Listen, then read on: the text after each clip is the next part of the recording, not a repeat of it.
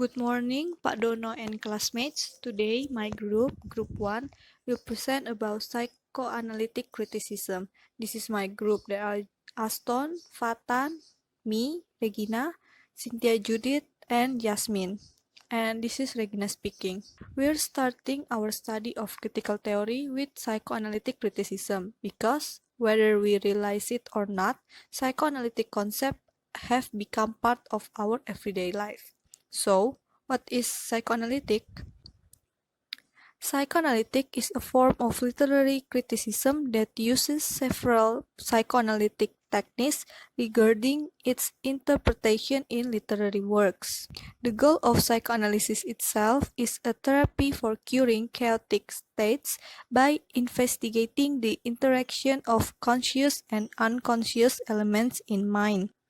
The classic method used to get the patient to speak freely is by suppressing the fear, worry, and conflict that put the problem into the conscious mind and by facing it rather than burying the residue in the subconscious. And of course, if psychoanalysis can help us better understand human behavior, then must certainly be able to help us understand literary texts which are about human behavior. The concepts we will discuss below are based on the psychoanalytic principle established by an Austrian Sigmund Freud, whose theory of the psyche often referred today as classical psychoanalysis. We must remember that Freud evolved his idea over a long period of time and many of his ideas changed as he developed them. In addition, much of his thinking was, as he pointed out, speculative, and he hoped that others would continue to develop and even correct certain of his ideas over time. The origins of the unconscious. Unconscious is the part of the mind which is inaccessible to the conscious mind but which affect behavior and emotions. The unconscious is the storehouse of those painful experiences and emotions, those wounds, fears, guilty desires, and unsolved conflict. We don't want to know about that because we feel we will be overwhelmed by them.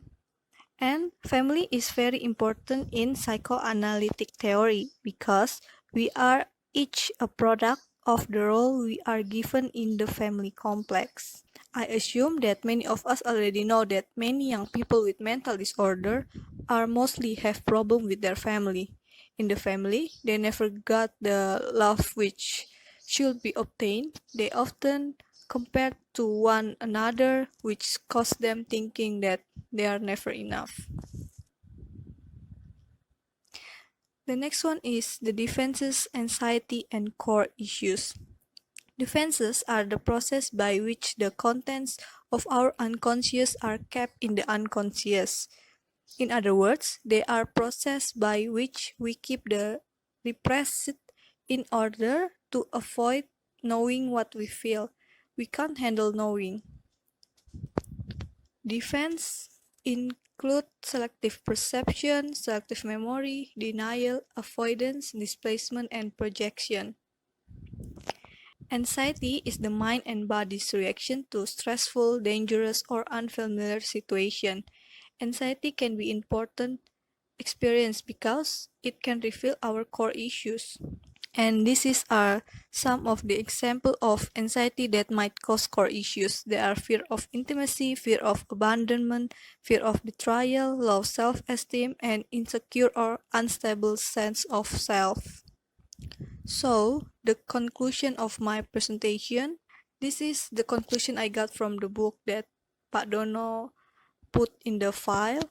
The conclusion is we have access to our unconscious if we know how to use it through our dreams and through any creative activities we engage in because both our dreams and our creativity, independent of our conscious will or desire, draw directly on the unconscious. And my personal opinion, defense and anxiety is the biggest reason to our core issues. People who tend to end their life because They feel like they no longer have control to their mind. They no longer have the access to control the unconscious. That is why Freud focusing his learning and researching on psychoanalysis. Psychoanalytic criticism help people to feel free release what inside their head. That's all from my explanation. Thank you for listening, and I hope you guys will listen to my other member till the end. I hope you don't find this difficult to understand. Thank you. Good afternoon, everyone. In this section, I would like to explain more about dream and dream symbol and the meaning of that. The first one is dreams and dream symbols. Do you guys familiar with these three kinds above I mentioned? For those who don't know, the man, this man is called the man. He is usually appear in someone's dream, mostly when they have a nightmare, or even may may interpret as a good thing for someone. And why do we have to dream? So when we are dreaming, during we sleep, our unconscious is free to express itself and then reaches the displacement process. The displacement process is the process where our unconscious express themselves. Dream displacement occurs whenever we use a safe person, event, or object as a stand-in to represent more threatening person, event, or object. The effect or emotions associated with threatening impulse are transferred anywhere. And then the next part is condensation. Condensation happens when we use a single dream image or event to represent more than one unconscious wound. For example, when we are dreaming, there are multiple thoughts are often combined into into unity and amalgamated into a single element of the manifest dream. And then sometimes when we are awake, our mind become conscious, become confused about what we just had when we are dreaming, and then we totally forget about the content of our dream. The next part is primary and secondary revision. These two things I have mentioned earlier called as primary revision. It has discussed the unconscious message and happened when we are dreaming. And for the next part is secondary revision. This stage occurs when we are awake. In these stages, we may totally forget or even remember the certain parts of our dream somewhat differently from they actually occurred, or we might say not 100% accurate, but we can get the blurry things from our dream. This is how to increase our chances of interpreting our dream accurately. The first one is we must learn how to tend to represent certain ideas, feelings, and people in our dreams. The next one is we must know the context in which a particular dream image occurred. We must know what happened in the dream before, during, and after a particular dream image appeared. And we have to know and we need to be aware of the male and female imagery. For example, the male imagery might be taken as towers, rockets, guns, arrows, and swords. Otherwise, in a female imagery, it can be interpreted as caves, rooms, walled in gardens, cups, milk, fruit, and battle. And then, if our dreams become too threatening, the dreams will, our body or our mind will send the signal into our brain, and then suddenly we wake up to make our body not feel depressed or feel threatening after we are dreaming. And then the next part is we are going to talk about the meaning of death. When we are talking about death, we are led into the death drive. The death drive is somewhat called as biological drive. This is why humans are drawn to repeat painful or traumatic events, or even though such repetition appears to contradict our instinct to seek pleasure.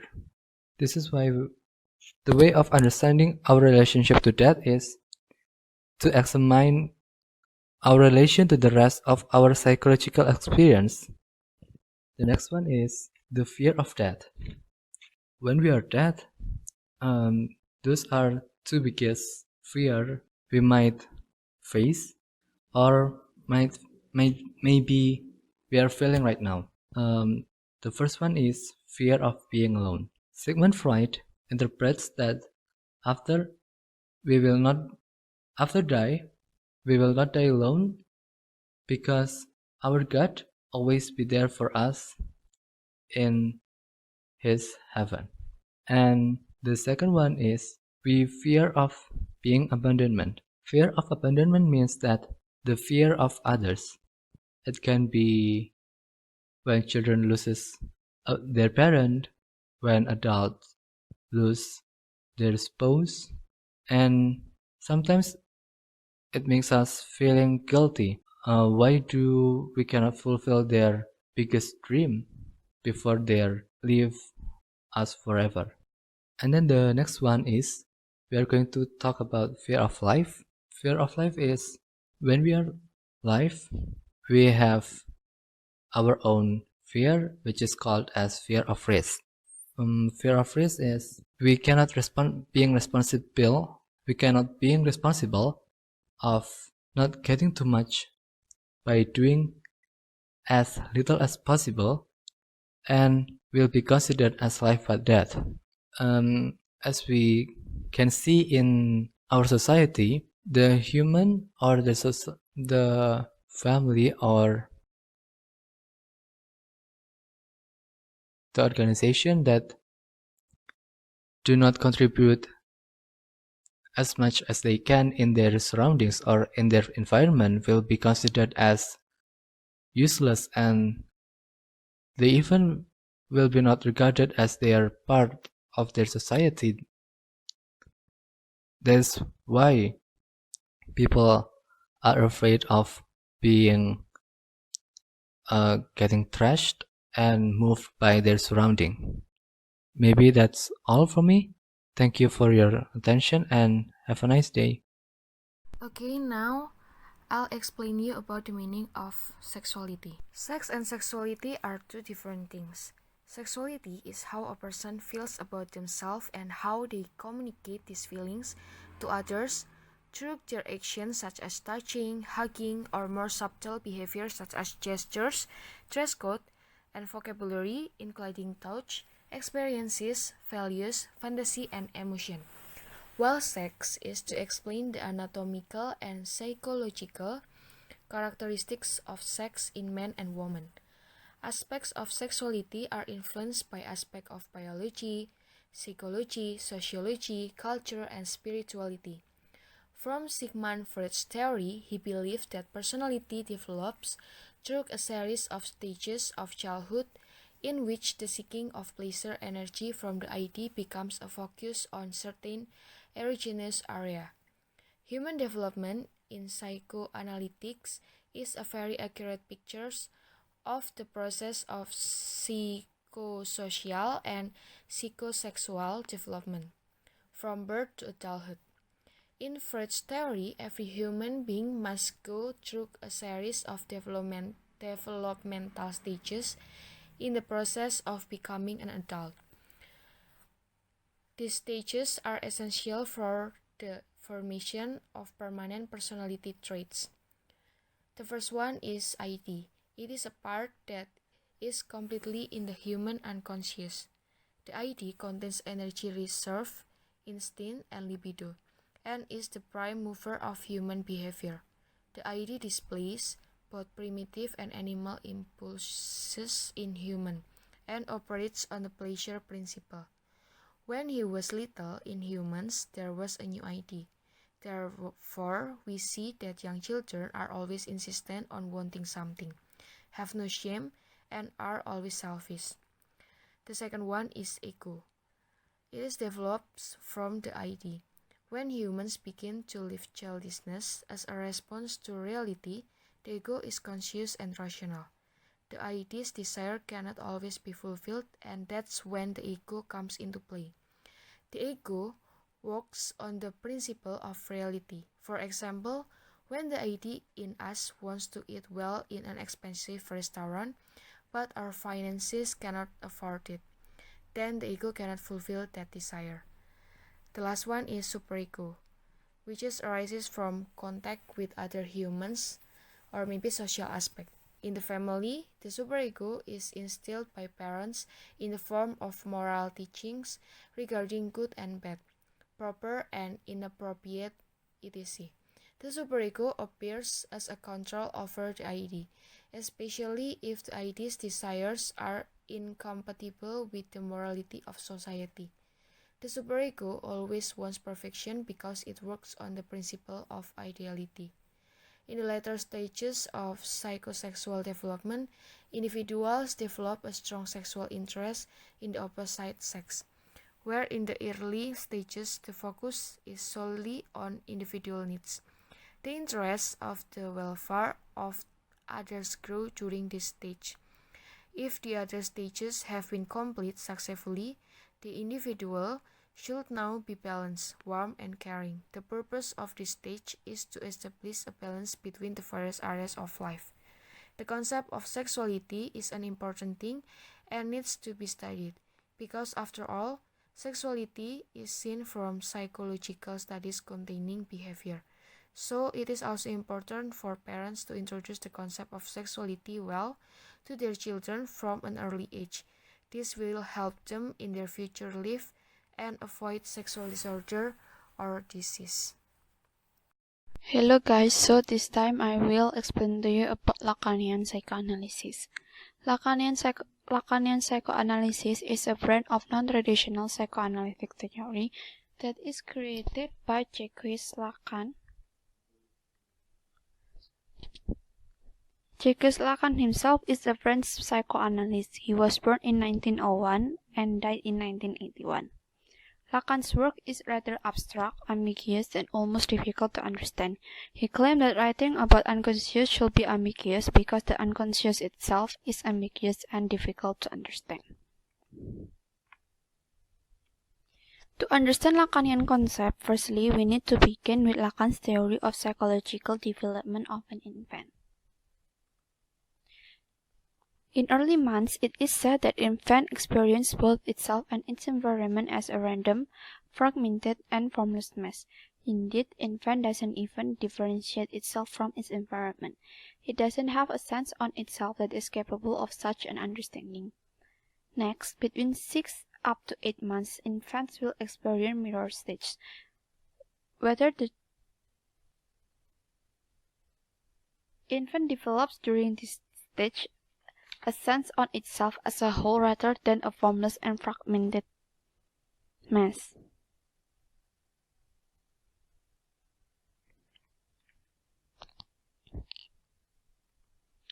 Mirror stage initiates imaginary order, the world of images. It is not the world of imagination, but perception. It's when child experiences through images rather than words.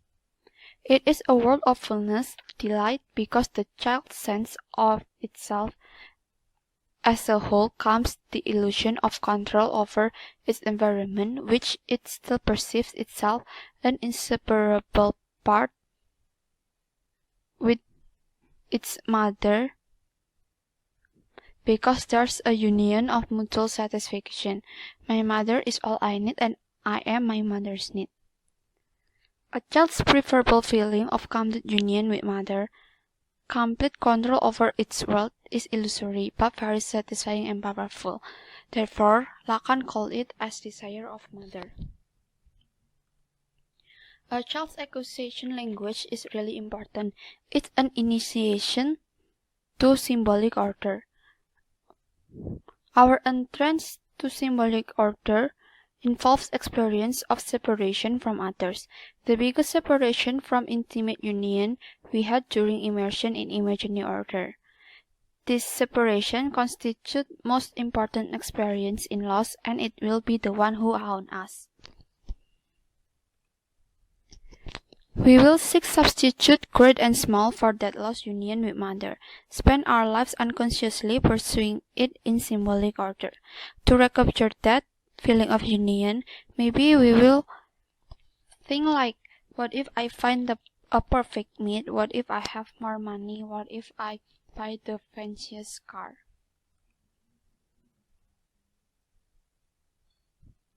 But we will never be able to sustain a feeling of complete fulfillment because it is the feeling of completeness, plenitude, and union with mother or world that disappear from conscious experience when we enter symbolic order. The last object of desire called object petit a. The A there stands for autre. It is from French language, which has the meaning of other. Object petit a is so personal and individual.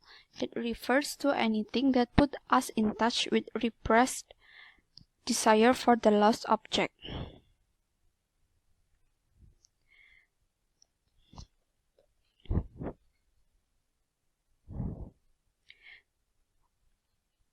The importance of loss and like in Lacanian psychoanalysis cannot be stressed too strongly. It is something that is created by our initial repression of desire for the union with our mother we felt we had. Unconscious is structured like a language in other way that involves loss or lack.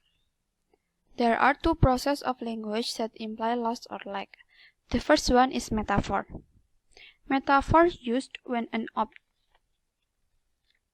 is used to a stand-in for other dissimilar object to which we want to nevertheless compare it. It is akin to condensation. Substitute a person or object for several dissimilar person or object. The second one is metonymy. Metonymy is used when an object associated with part of another object as a stand-in for the whole object. It is akin to unconscious process of displacement.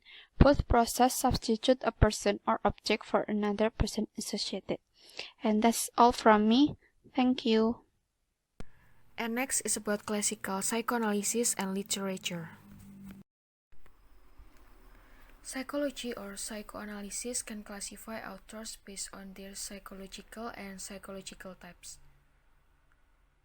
Psychoanalytics can also describe mental disorders and even subconsciousness. Psychoanalysis in literature is useful for psychologically analyzing characters in dramas and novels. Sometimes the author unconsciously or consciously can enter the psychological theory that he embraces. Psychoanalysis can also analyze the soul of the author through his literary works. That's all from me, and thank you. Hello everyone, good morning, Sir Donna and friends. Aston you're here, and I'm the last member of the group who will going to present about the psychoanalytic criticism, and here's my part. Okay, my part is entitled What's Love Got to Do with It? A psychoanalytic reading of The Great Gatsby by Louis Tyson. Okay, so what is the psychoanalytical theory? It is a set of concepts and ideas that investigate the conscious and unconscious psychological thought processes. It provides a way of understanding what makes people act the way they do, that is, human behavior. So, by applying the psychoanalytical theory to The Great Gatsby, we can come to understand the reasoning behind why certain characters act and behave how they do through their fears, motivation, and past experiences. However, the material that we obtain from Sir Donner about psychoanalytic criticism discuss more on unconscious rather than conscious. It's about psychological defenses, and Freud argued that we develop defenses such as selective protection, selective memory, denial, displacement, projection, regression, fear of intimacy, and fear of death. And we are not going to discuss all of that because the material the writer says she was focused more on fear of intimacy, so we will see further in the next slide.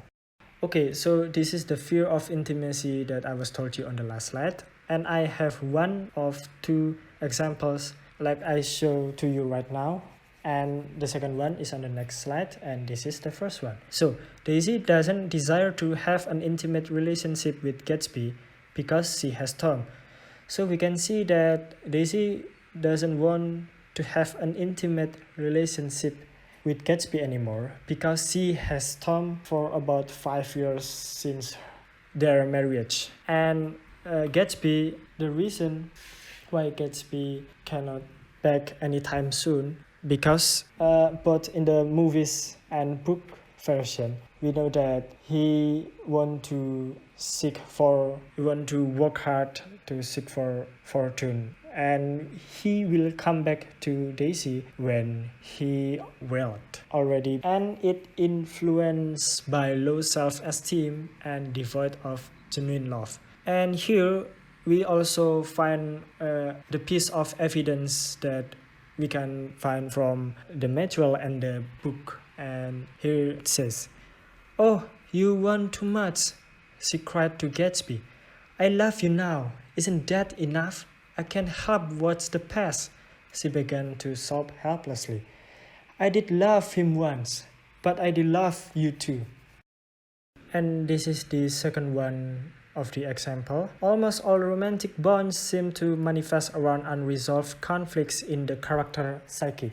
For Gatsby, his ultimate goal was to get his loves back, Daisy. So it's about fixation and unhealthy obsession. So we can see that the unhealthy obsession of Gatsby to win Daisy's heart back, it's become an obsession of Gatsby. So here is the evidence.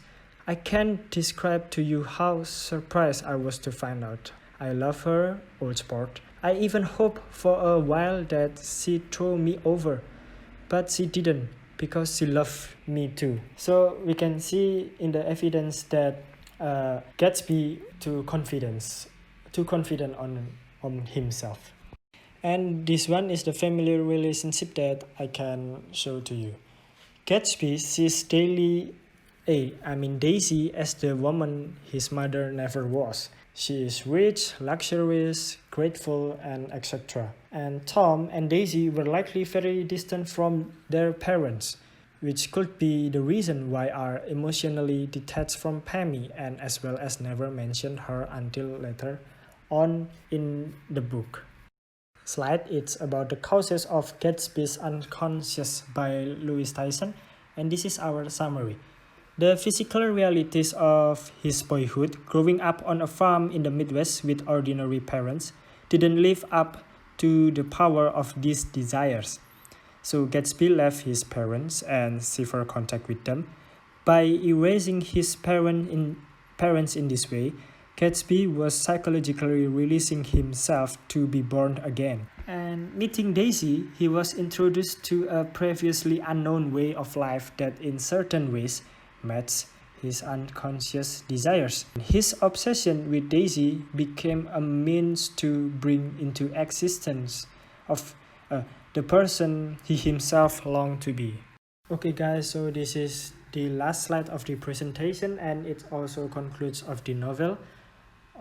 Specifically in psychoanalytic criticism view, the prevailing view is that the formation of emotional ties to another person will result inevitably in emotional devastation.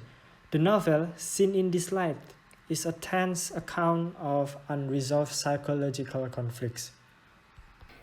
Thank you for your attention.